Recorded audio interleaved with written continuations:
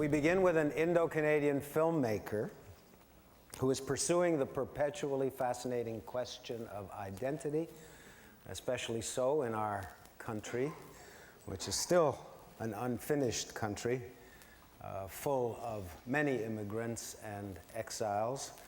That's Deepa Mehta. Deepa Mehta, where are you?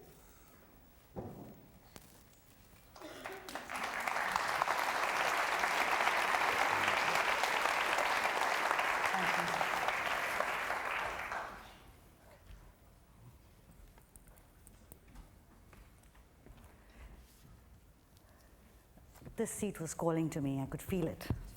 Yeah. Hi, everybody. I make films. I write and direct them. And a question that I'm asked often is, where do you get the ideas to write your films? What inspires you? And is it your imagination? Do you pick them up from thin air and write them and then direct them? And usually, because the interviews are short, my answers are sort of glib and I say, something dumb. But today I've been really thinking about it. I guess the very fact that it's called ideas, and I have to be really honest with you that I think my ideas, or all ideas, come from, and I'll speak specifically about myself, come from my life experiences.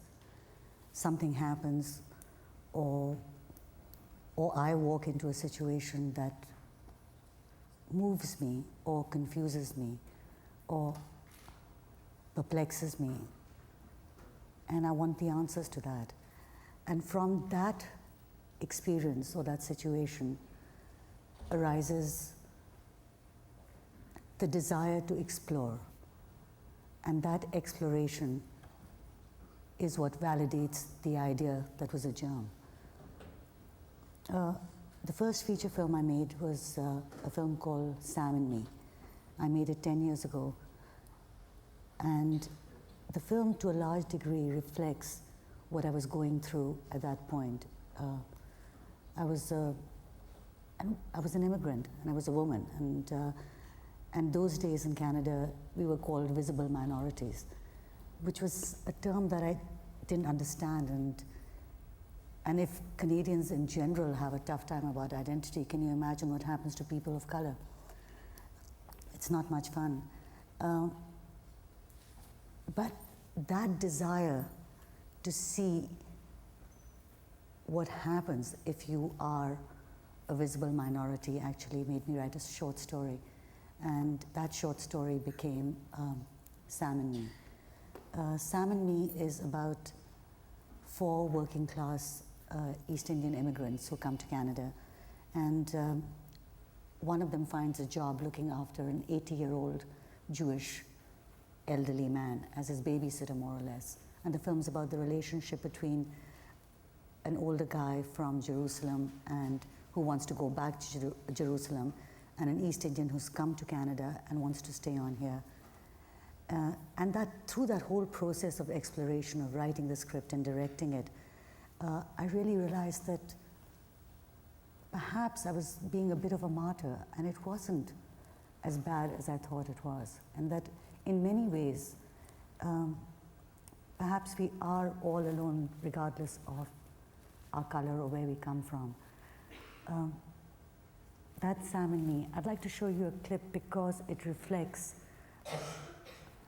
what I was going through at that point and what the essence of the film is all about.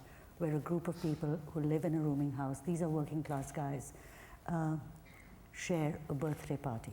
Could we have the clip, please?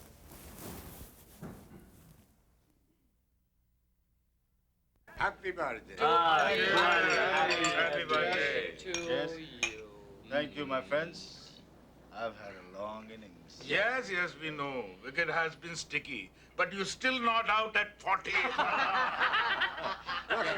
L'chaim to life.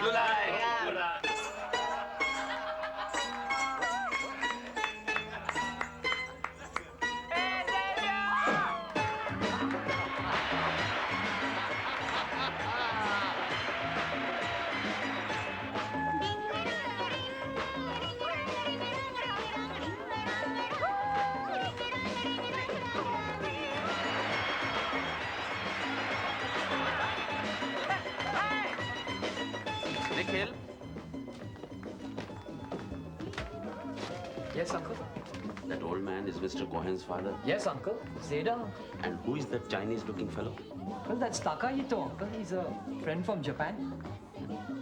What are they doing here? Well, we're just having fun, uncle. That's all. Nikki, forget about Fan Shan and the International Brotherhood and the rest. Are you the Indian ambassador in Canada? Be serious. Your uncle is not a white man that you can afford to fool around like this. Take a weekend job. Work is worship. It is, uncle. But listen, ask the Japanese fellow if he wants to sell me his cassette player. I'm going for work.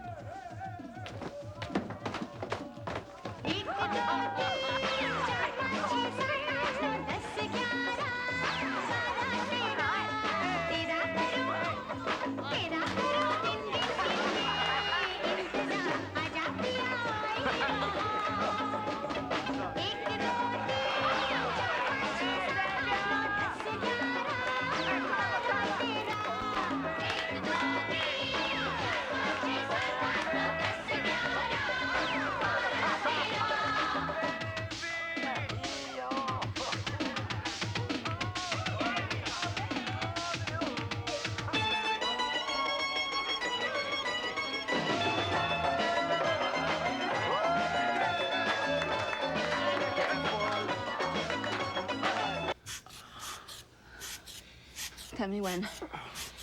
Now? Wait. See that scene that was funny too, the one that's coming up. It's about how your blood pressure rises when you make love. I mean, it's funny. Making Sam and Me was a catharsis, definitely.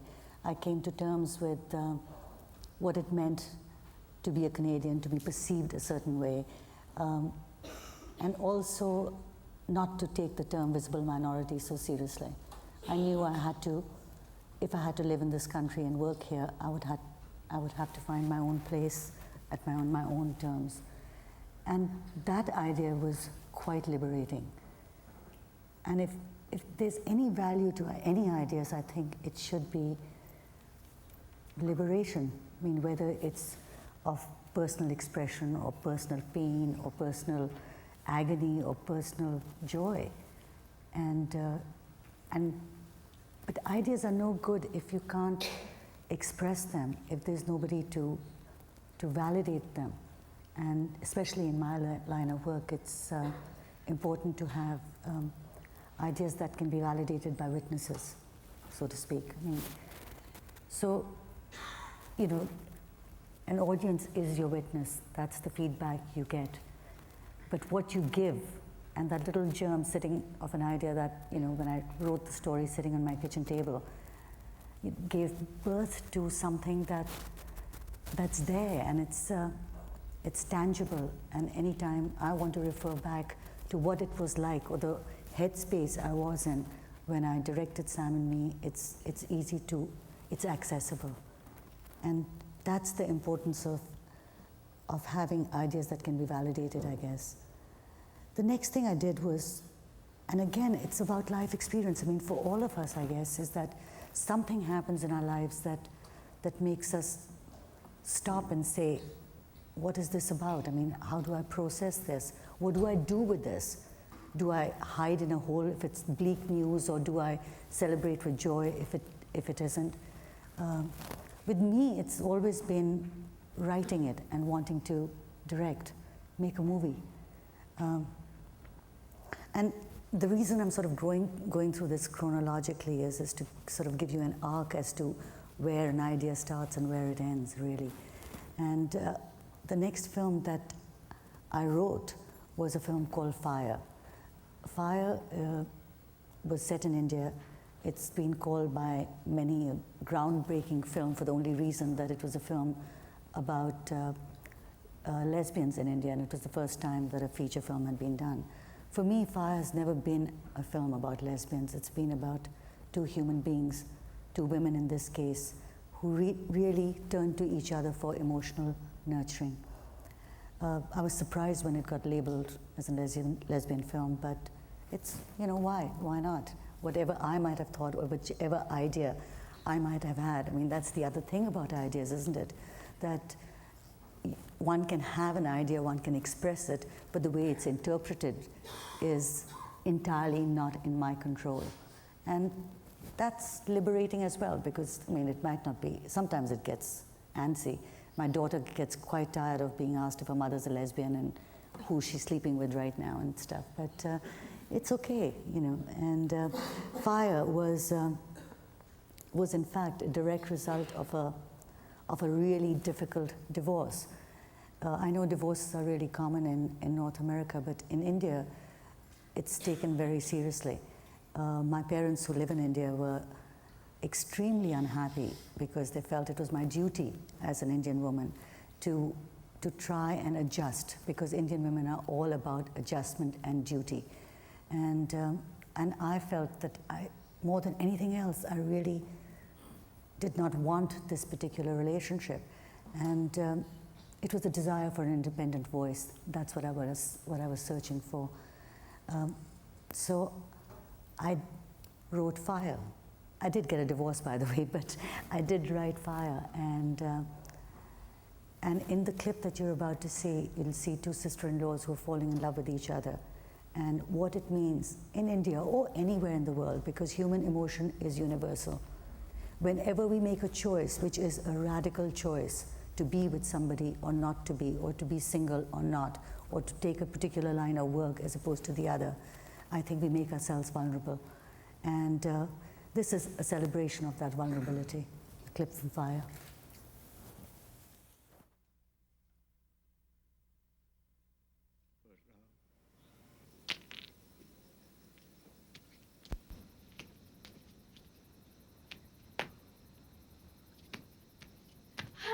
Very good.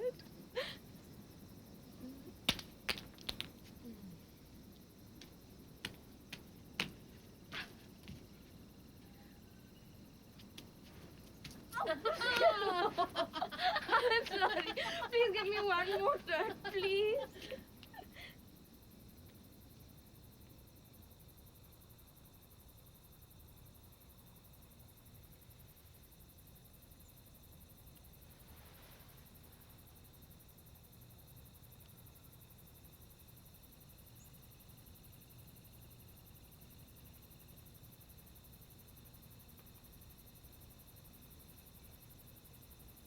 Radha?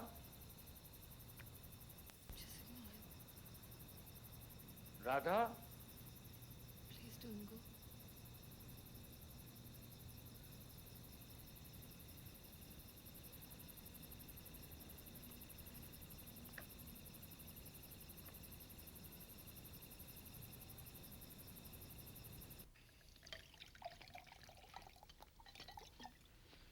Where were you?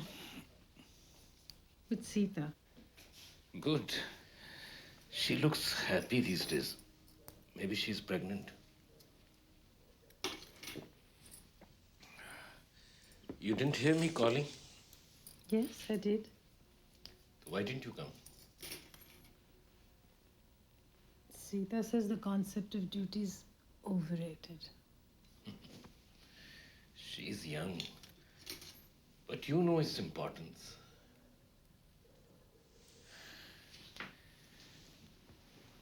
Radha, I need you. No, Ashok.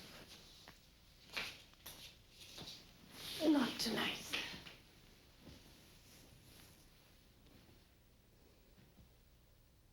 Headache?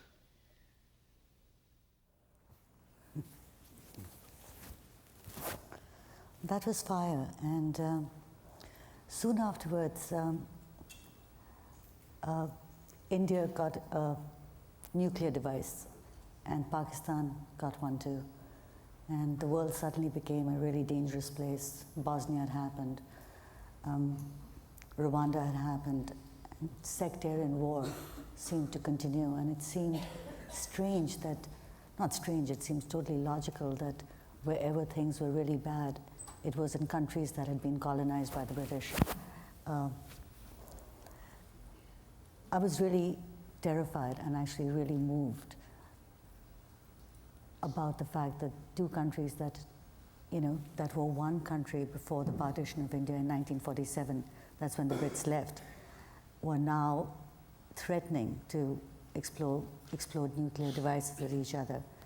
And it's sort of strange even talking about it now, because as you probably know, that's exactly what's happening these days. Again, the muscles are being, people are just raring to push the button. Earth was a result of that. It was reading a book called Cracking India, which was about the partition of India into India and Pakistan, that actually gave me the idea to make the film. When I think back on it, why was I so passionate about it? My producers know that it was a very difficult film to do. To film in India, to talk about, and to actually film Muslims and Hindus at each other is it's very dangerous. But I knew that if I didn't do it, I would die. It was an important thing that I wanted to say. So we did the film. It was a difficult film to do, but finally when it was made, it's extremely satisfactory, because it tells me a lot about what happened, not only to India and Pakistan, but what happens when people who live together with each other for centuries suddenly get divided because of religious differences or I think greedy politicians. And how you can call a Muslim man a friend one day and you're ready to kill him the next day, and vice versa. I mean, what is it about human beings that we actually become like animals? The film, again, was a catharsis. I mean, I don't know how it works for you guys, or you women. I mean, do you have ideas that when they get fulfilled, or you can actually tackle them, that you feel that there's a sense of accomplishment? How does it go for you folks? How does it go for you? Does it work that way, or am I just nuts? I don't know how much time I have. Not much, right? Okay. Okay. I'd like to show this clip from Earth, because it really shows how the division happened, and the part the British played in the division of India into India and Pakistan, because certainly there is a question of accountability here, and there are people who should be accountable. Otherwise, we go through life without taking responsibility, or even giving responsibility when we should. It's a clip from Earth.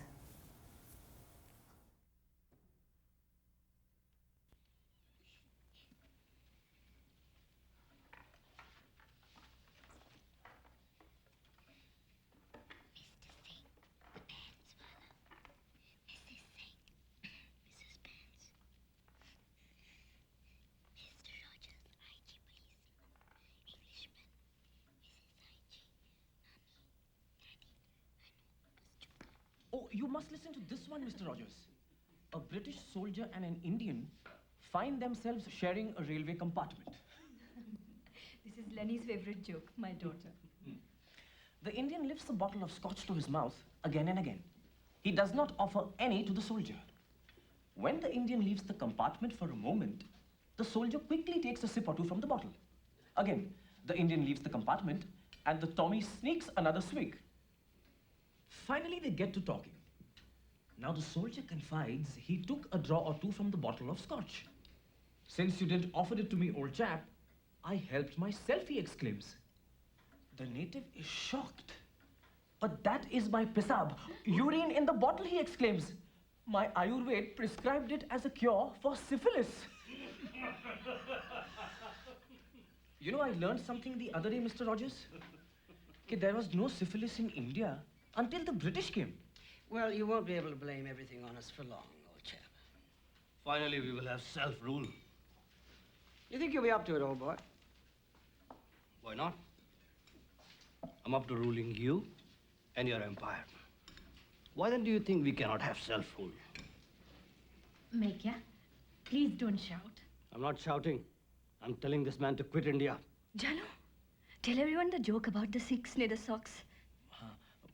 You know, Mr. Roger, If we quit India today, you'll bloody well fall on each other's throats. Hindus, Muslims, and Sikhs will jockey for power. Wait and see. What about you Parsis? If you jump into the middle of this bloody mess, you'll be mangled into chutney. actually, after the British leave, let whoever wishes rule, huh? Hindu, Muslim, or Sikh. We Parsis are too few in Lahore to take sides, you know. We shall cast our lot with whoever governs Lahore. Sensible chaps. As for you, dear man, you had better wisen up. The division of India is imminent. The Muslims want their own country. They want a Pakistan.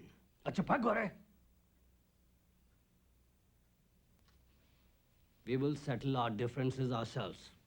Another drop of wine, old chap? Who will settle your differences? You Sikhs with your master Tara Singh? Yes. He's my leader. I'll obey him. Tara Singh and his Sikhs are a bloody bunch of murdering fanatics. What are you doing? He didn't mean to insult you, just... He very well meant to insult me. Ask him to apologize. You apologize. Go to hell, you hairy slob. Please apologize for my sake. All right. I'm sorry, old boy. I shouldn't have said that. Just one.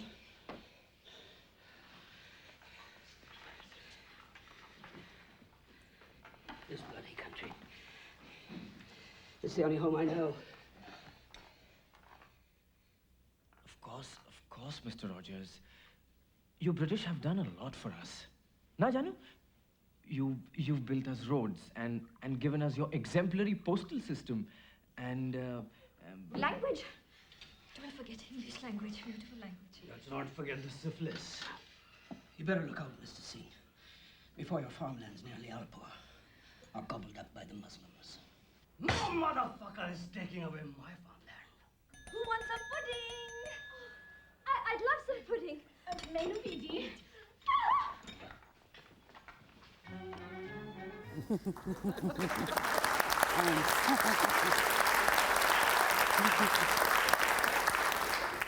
Yeah, let's not forget the syphilis, I guess. That's my favorite line. I mean, and your beautiful English language, yeah. They say that comedy is the public image of personal tragedy. And sometimes, you have the most brilliant idea, you think, and it doesn't pan out. And how do you deal with it? That's a big lesson I learned, or we learned, my producer, David and myself learned when we tried to do the third film of the trilogy, Fire, Earth and Water. We tried to do it in India. We were all ready to do it, and it was a film set in the 1930s in Varanasi, which is our holy city. And it's about widows in India. Child marriages were prevalent at that point, and so you'd have, young girls who were married off to 55-year-olds, 60-year-old guys, and they were 7-year-olds. So it wasn't uncommon to see 7 or 8-year-old widows. So Water was a film about an 8-year-old widow, and what a life of such deprivation can do. We were 2 days into the shoot when we were actually shut down by the Hindu fundamentalists who felt that the film was anti-Hindu and in some way really undermined everything that Hinduism stood for. It was a really traumatic time, and we were a crew of about 80 people there. My lead actors, both of them very, very fine, extremely well-known and respected actors, had shaven their heads off because that's the way widows lived, with shaven heads. And so it was traumatic for the cast, and we got used to every night effigies being burnt, and I couldn't walk more than 2 steps without being surrounded by, bodyguards and carrying Uzis and Sten guns, and death threats. It was just horrible. But more than anything else, it was sad because something that was really innocent couldn't happen. And I saw a face of India that to this day terrifies me.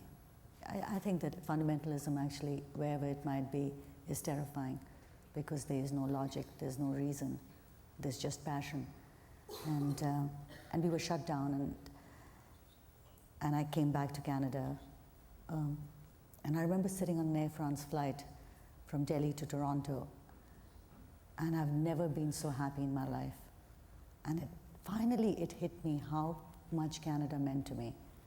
Because if India had given me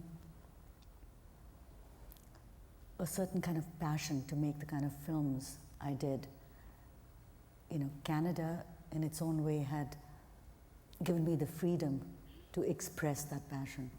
And I never, ever, till I sat in the flight, had really realized how much that meant to me. And for the first time, I felt, when I landed in Toronto, that I was coming home. So in a sense, in retrospect, what water did was it really liberated me from having this sort of self-image of the immigrant woman filmmaker. I suddenly felt that I was equally comfortable in India and in Canada, and that I could be a citizen of both countries. And in fact, both countries were my home. It was marvelous in many ways. After we picked up the pieces and tried to put our lives back together again, because certainly for a year, nothing happened. I didn't want to make a film again. I mean, I was so traumatized. But what I was gaining while I was in such pain, and I wasn't even really aware of that, was a stronger hold on my so-called Canadian identity.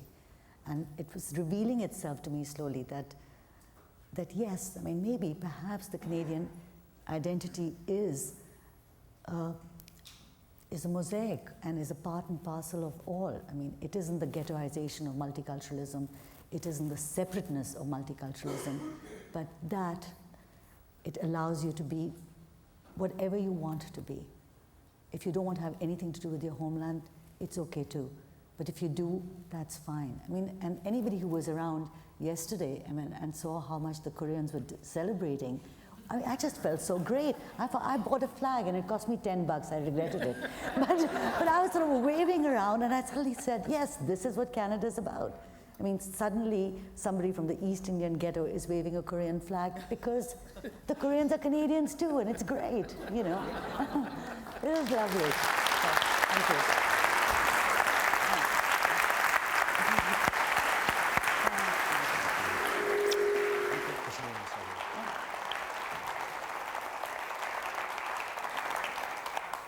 Deepa's newest film is called Bollywood. You watch for it in general release in October of this year. Yeah. And it's while, a comedy. That's right. While drama is easy, comedy is hard. It sure is. Thank you, Deepa.